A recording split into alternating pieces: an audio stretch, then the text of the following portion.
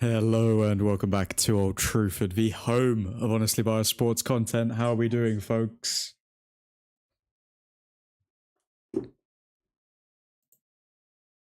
Okay, let's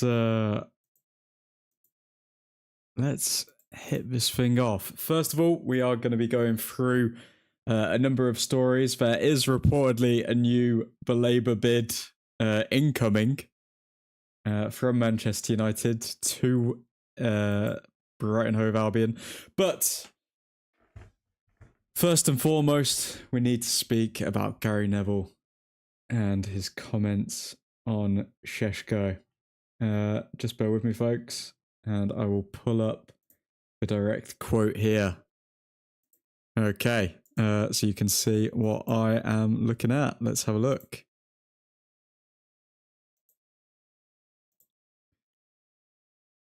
So I think it either came out yesterday or today, this quote. I believe it was yesterday. So this is what we're dealing with. Gary Neville has been quoted saying the jury is out on Benjamin Sesko. He's well off it compared to the other summer signings Manchester United made up front, like Cunha and Mbuemo. He looks awkward. He had a couple of good opportunities against Forest, but his touch wasn't quite right. For £80 million, you can say he's young and settling in, but you still want to see a bit more. Now, the question that we need to be asking is, would a former Liverpool legend make the same comment about a current Liverpool player? I mean, you've got literally Jamie Carragher trying anything he can to avoid criticising Virgil van Dijk on Sky Sports, even if it means throwing Konate under the bus. I mean, obviously Konate, who may be going to Real Madrid, so maybe Jamie Carragher isn't as incentivised as to support Konate as he is Virgil van Dijk. But still, nevertheless, is Gary Neville putting more pressure on Benjamin Sesko here? It feels like it, doesn't it? I mean, to say the jury is out when... How old is Benjamin Sesko? Like 20 years old? He's 22 years old. So he's 22, not turning 23 for a few months. I mean, he's 22 and a half at the moment, so 6 months until he's 23. And Gary Neville's digging him out. Personally, I don't understand it. I don't understand why Gary Neville would decide to make this comment. Obviously, he could say, oh, okay, he's still growing into his role as the leading man for such a big club. Obviously came for a lot of money, so the price tag may be weighing down on him. There's a lot of ways you could have framed this, but instead he chose to say the jury is out and call him awkward. He called Benjamin Sesko awkward. I mean, I wouldn't necessarily call him awkward. Did he have a couple of bad touches in that Nottingham Forest game? Yes. Can't get away from that. He did have a couple of bad touches that could have led to very good opportunities for him. But I think that his link-up play has been quite good. I think he's already got 2 goals and an assist for a 22-year-old in the Premier League. I mean, that's not bad.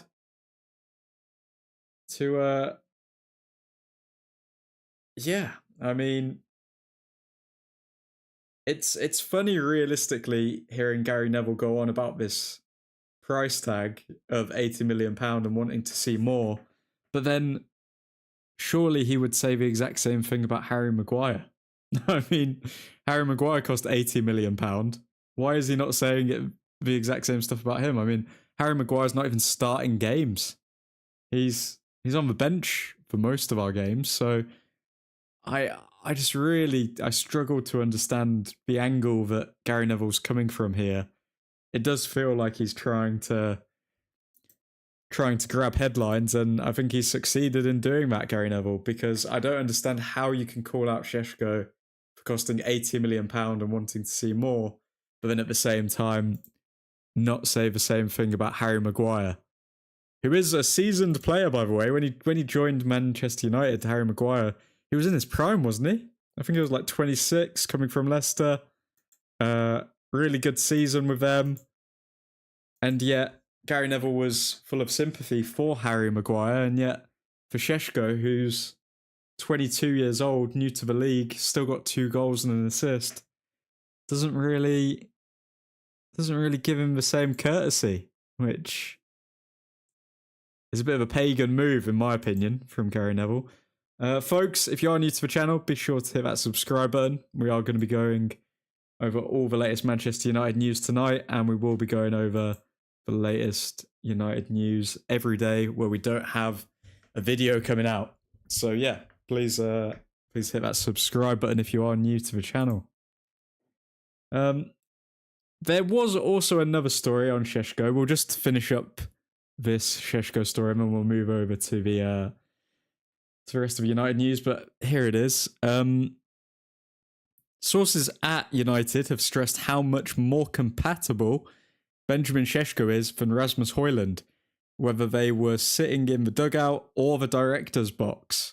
Staff despaired at Højlund's naivete.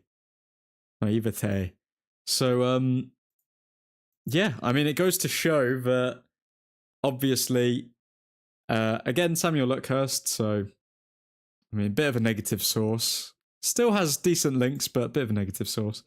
So Samuel Luckhurst is clearly saying here that the directors, members of the director's box, so it could have been Omar Barada, could have been Sir Jim, could have been anyone, and also coaches in the dugout, so that could have been Amorim, could have been one of his staff, despaired at Højlund's naivety, whereas they actually think that Benjamin Sesko is much more compatible. I mean, Amorim said this when Sesko signed, and then also a couple of weeks after training with him, he did say that Sesko surprised him in areas that he didn't expect him to surprise him. So it seems very targeted from Gary Neville. It just seems like friendly fire in a way. I don't understand why he would make these comments about Benjamin Sesko and say that the jury is out.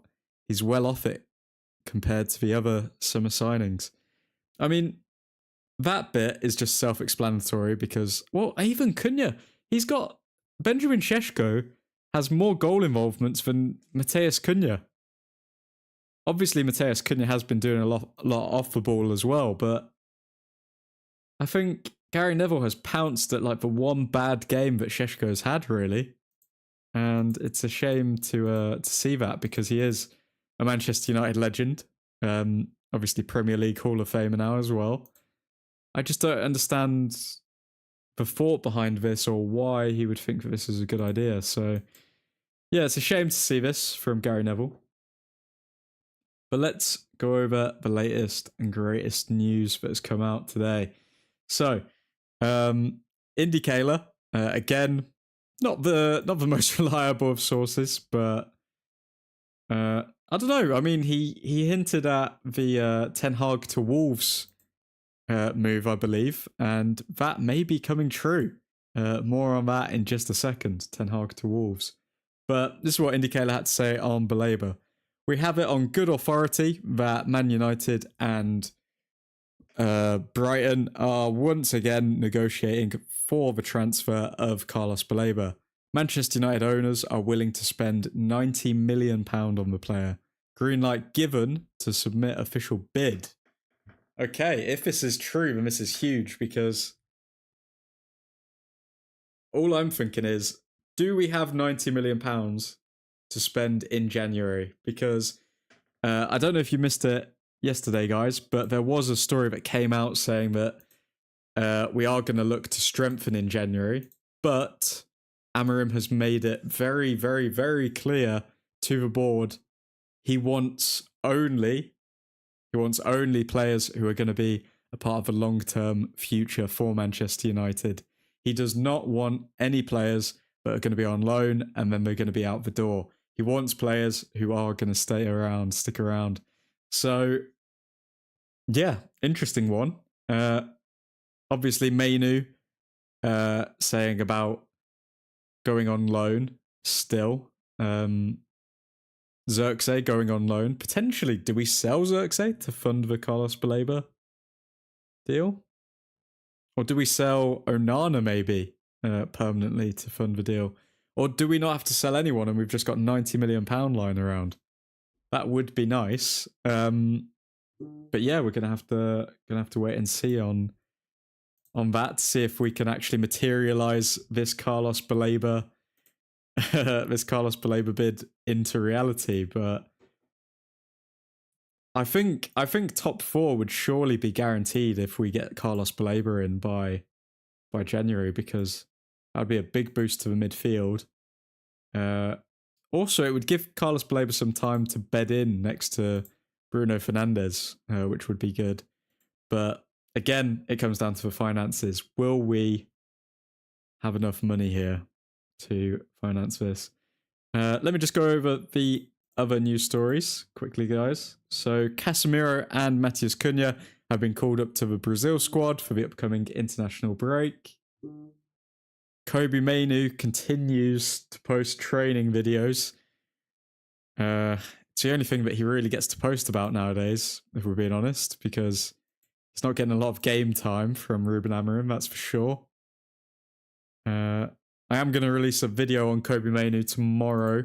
Or, sorry, not tomorrow, Wednesday, so be sure to subscribe for that. But I will be going over what I believe will happen with Kobe Mainu. I think the writing's on the wall, really, for his career at this point. Alan Pardew, the man famous for dancing the salsa, was it? Or like some sort of weird dance during the FA Cup final when Jesse Lingard scored the winner and made him eat humble pie. I mean, it would be very easy for him to be very sour towards Manchester United, but here's what he had to say. Alan Pardew on Manchester United. Maybe we'll have a Manchester United, but we can all be proud of as a country. They're still the biggest club in the world. I'm not a United fan, but I want to be proud of them. We want a strong Manchester United. I don't know if this is just him waffling on TalkSport because he has nothing else better to say, but yeah, if he actually means it and he wants Manchester United to be doing well, then more power to him. Go on, Pards. What else do we have here? Wolves are exploring appointing Erik ten Hag as the manager of the club, as per David Ornstein. So, good source. Good source here, David Ornstein. Exploring means pretty much just introductory conversations. Would he be interested? Would he not? So yeah, nothing concrete here. I think it's fair to say. We also discussed ex-United manager Erik ten Hag as a possible replacement for Vitor Pereira. They are keen to speak with him as part of their hiring process. I mean, would Ten Hag take it? Would Ten Hag actually take it? Because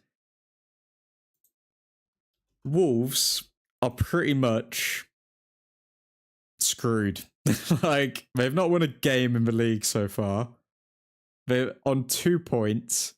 Is that the final nail in the coffin of Erik ten Hag's managerial career if he decides to go to Wolves? I'm sorry, but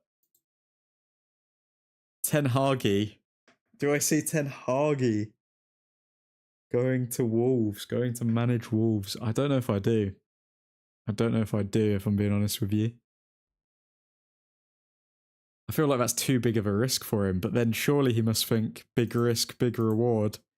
If he manages to get Wolves back on track, then the world's his oyster at that point, surely.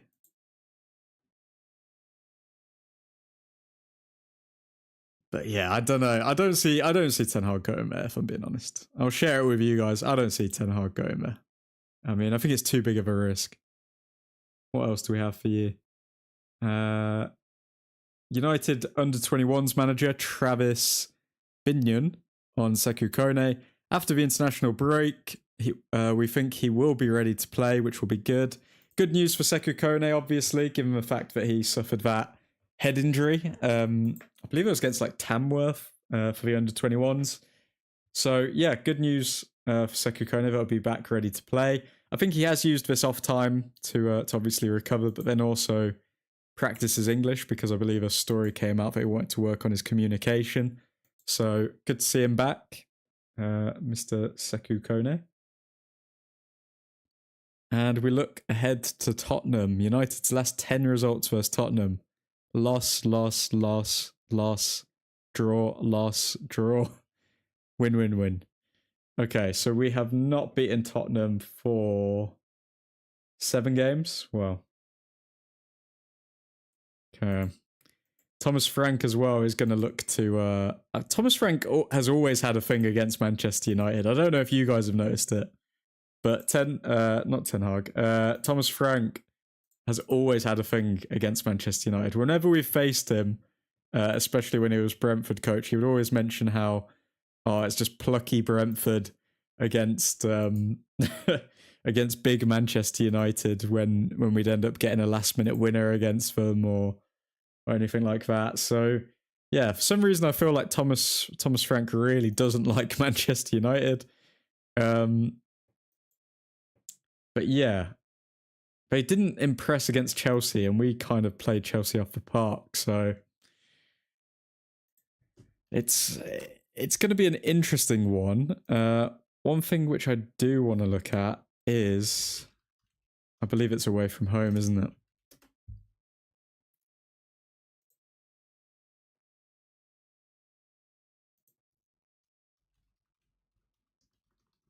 It is away. Yeah, it's away from home. So United away from home. We are undefeated in 4 games. They've lost 2 and drawn 1 in their last 5 games. So they started off well, but there's been a bit of a meander, a bit of a lag these past few weeks. Can we beat Tottenham for the first time in 7 games? The fact that we've lost, well, not lost, but not been able to get a win in 7 games against Tottenham Hotspur. Sweet Jesus, we've been down bad. We've been down bad. Let's see here. So we've read that already. That's Gary Neville's comments on Benjamin Sesko saying the jury is out. He's well off it compared to the other summer signings. Manchester United made up front like Cunha and Mbeumo. He looks awkward. He had a couple of good opportunities against Forest, but his touch wasn't quite right for £80 million. You can say he's young and settling in, but you still want to see a bit more. Amen. I don't know. I don't know why Gary Neville is so quick to criticise Manchester United. I don't know. This is to do with what I was saying earlier. So Ruben Amorim and Man United's management are talking about the January transfer window, the opportunities and what to do with the players who want to play more. If someone joins in January, it's a player who Man United can trust for the present and future. No loan deals. So yeah, Amorim has set his stall out. He does just want to sign permanent players for Manchester United. He doesn't want to just sign loanee players that are going to be a stopgap. I feel like that was a problem under Ten Hag as well. We signed a lot of players on loan. There was Amrabat, there was Sabitzer, there was Weghorst. We really made the most of those loan deals. Because all of his permanent members, like all of Ten Hag's permanent signings, just weren't doing enough.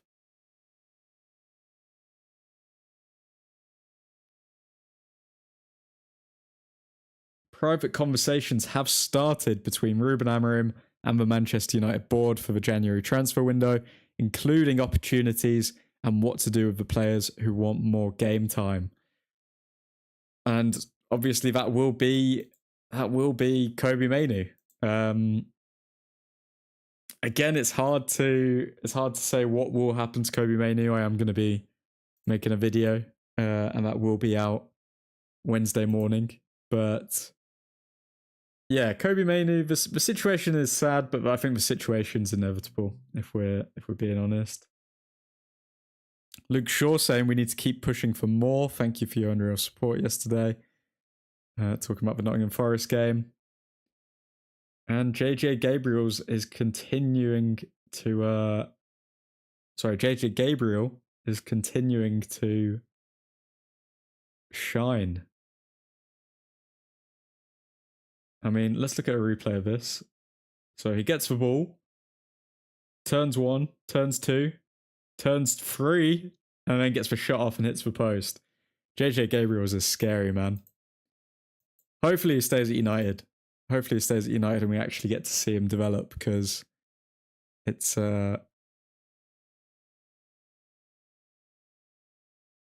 been a while since we've had a star forward come from the academy. You're looking at Marcus Rashford, you're looking at he who shall not be named, Mason Greenwood, but since them two, we haven't had much from our academy in terms of forwards. Also, another problem which Ruben Amorim needs to actually think about, because a lot of people aren't talking about this, is the fact that if Kobe Mainoo does leave on loan, then somebody's going to have to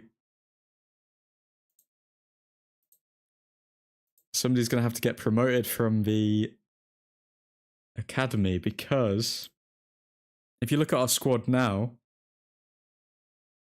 none of the starting 11 are from the academy, and the only people on the bench who are from the academy are, you guessed it, Kobe Mainoo. So with Kobe Mainoo's exit looking likely in January, most likely a loan move, obviously, but with that loan looking likely, we're going to need to replace him in the starting 11. Who do we replace Kobe Mainoo with is the question. 4 games unbeaten. 1 sec, folks. Be back in 1 second.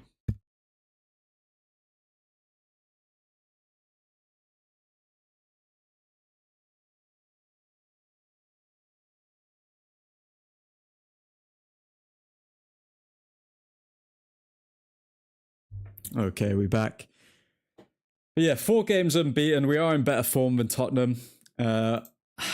It's a hard one though, to see if we can actually break a 7-game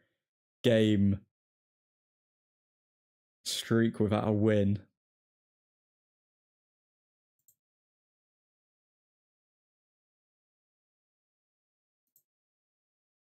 Gary Neville, I'm still shocked from his comments. I don't know what he's trying to achieve, but it's not a good look. I don't think it's a good look from a former Manchester United legend, and I think I did see a post on it from somebody saying that Jamie Carragher wouldn't make these comments if it was a young new player at Liverpool. So why is it that Gary Neville feels the need to throw a 22-year-old under the bus and call him awkward? I mean, it's a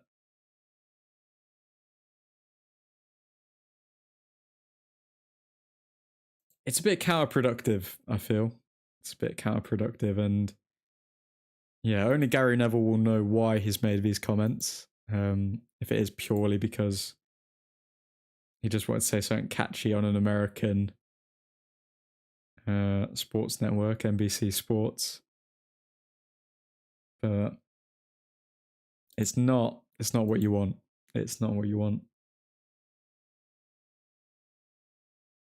Okay, we'll just see if there's any more updates, and then we'll call it a stream, lads.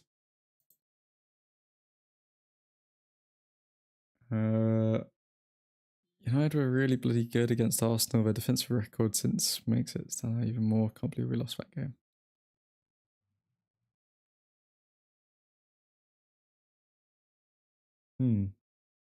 Okay. Can't watch that. Trent Alexander-Arnold pays tribute to Diogo Jota with a letter and a controller. I'm guessing they must have played PlayStation together or something like that. But good to see that obviously Trent is paying tribute to Diogo Jota here.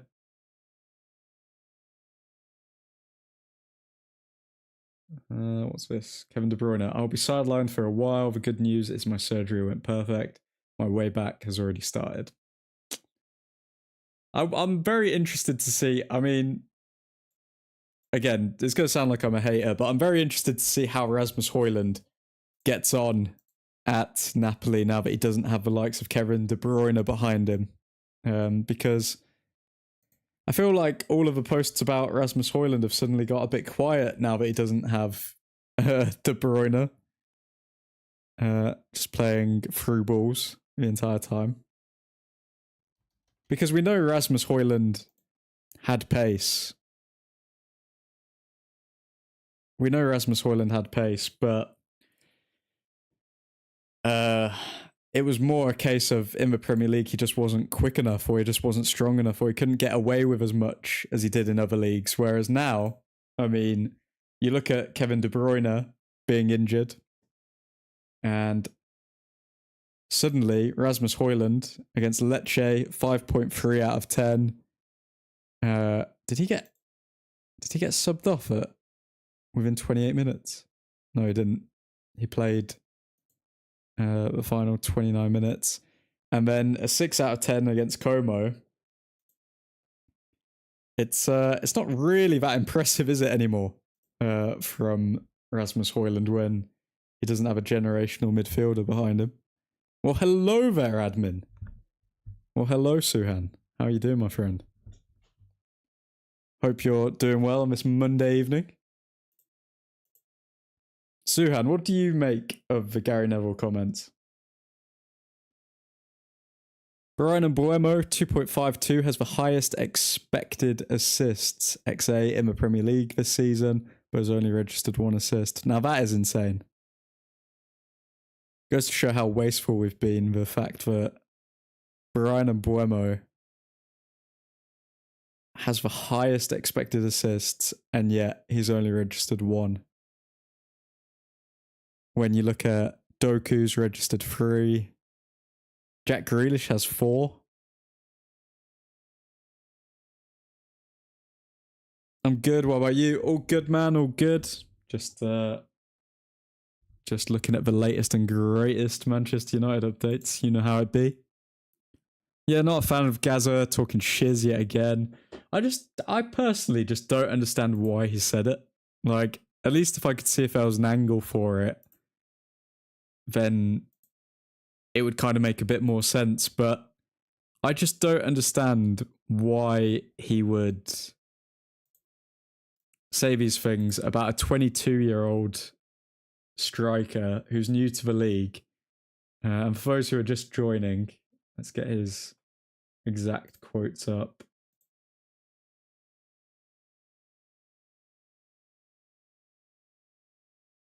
So these are Gary Neville's exact words. The jury is out. He's well off it compared to the other summer signings. Manchester United made up front, like Cunha and Mbeumo. He looks awkward. He had a couple of good opportunities against Forest, but his touch wasn't quite right. For £80 million, you can say he's young and settling in, but you still want to see a bit more. Now, I just don't understand why he would put pressure on a 22-year-old. It doesn't make sense. Sesko's literally got 3 goals and assists in the last 4. Yeah, I know. He's not even had like a terrible start to the season. It feels like as soon as he has one bad game, then Gary Neville's kind of just jumped on the gravy train here. But it's also quite interesting because when you think about Harry Maguire, he obviously signed for the club for £80 million. He was in his prime at the time. I think he was like 26. And as soon as he started having bad games or anything like that, I mean, Gary Neville just completely jumped to his defence. But then for another £80 million signing, who's 22 years old, new to the league, just completely throws him under the bus. I'm dumbfounded. I genuinely do not know why Gary Neville thinks that doing this was a good idea.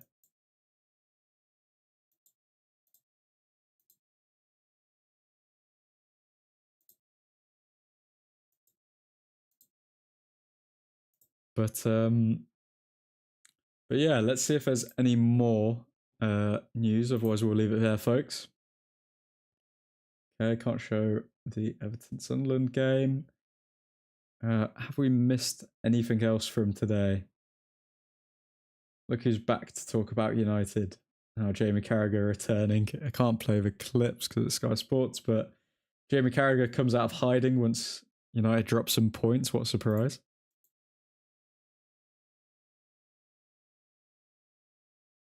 Do any more United news? Erik Ten Hag returning to the Premier League. So yeah, this is a big story as well coming out today. So Gary O'Neill has withdrawn himself from the process to become next Wolves head coach after initial talks. He felt opportunity to make return to Molineux not right for him at this time. Erik Ten Hag will be returning to the Premier League, says Frank from Amorim era. Obviously, it's just an opinion. We don't know yet if Erik Ten Hag will take it. Personally, I don't see why Erik Ten Hag would take it. I mean, you look at Wolves, they've got 2 points in the Premier League, haven't won a game. Like, does it really boost Ten Hag's credibility if he does anything with this Wolves side? I don't think it does. It's a massive risk to take for Erik Ten Hag, and I don't see what he necessarily gains from it. I understand it a bit, but the fact that he has 3 goal involvements while getting the classic striker treatment of no service at United is actually impressive in my opinion. Yeah, it's true. I do think that, I don't know about no service. I I think he has, because he did mess up a little bit in the Nottingham Forest game, but, and we do have one of the best attacks in the league, bear that in mind, so he is getting service, but I don't know. I feel like Sesko, I feel like he gets a hard rap, man. Ten Hag vs Amorim would be absolute cinema. Oh, you just know Ten Hag vs Amorim. I wouldn't be surprised if Ten Hag beat us, to be honest. I would not be surprised if Ten Hag beat us. But then, if you're asking me, okay, who's going to stay longer in their job, Ten Hag or Amorim? I'm going to say Amorim's going to stay longer. Like, I honestly think if Ten Hag went to Wolves, his agent should get fired because that's such a terrible management decision to say to your client, oh yeah, go play go manage Wolves, the team that have 2 points in the Premier League. Terrible decision. I really wouldn't do it if I was Ten Hag. True, not no service, but I feel like he doesn't get many clear-cut chances, to be honest. Yeah, I'd agree with that. I feel like I'm still trying to work out what a clear-cut chance, because we haven't yet seen like a pattern of play from the front three yet in this side. We haven't really seen Sesko link up with, or actually, to be fair, we have seen Sesko link up, but it's more when he's dropping deeper so then he can get assists for the forwards. We haven't really seen the forwards create too many chances for him. I mean, Cunha is notorious for just taking long shots, so we know that he's not necessarily going to find Sesko all the time. But I feel like for Mbeumo, I feel like because he's in such good form, he's not really thinking about getting too many assists right now. He's just thinking about getting a shot on goal. But yeah, it's a hard one. It's a hard one to see where Sesko will be getting his goals from, to be honest. A lot of people obviously highlight the fact that he's 6'5", but I think he's a lot more technical than a traditional 6'5" player. So I think that he's going to get his assists from. Sorry, he's going to get his goals from elsewhere. I don't think he's going to get all of his goals from just heading the ball into the back of the net. I think he's got obviously good shot power, good shot selection as well. It's just a case of finding him in that space at this point. But folks, we will probably leave it there. Hope you all have a delightful evening. Shout out to you, Mr. Suhan, getting in the chat. And yeah, if you're not... Don't know if that came out my speaker as well. But yeah, if you are new to the channel, be sure to hit that subscribe button. We've got plenty more content to come, as well as many more Manchester United news streams, plus a Kobe Mainu video coming out on Wednesday morning. But have a delightful evening, guys, and Godspeed.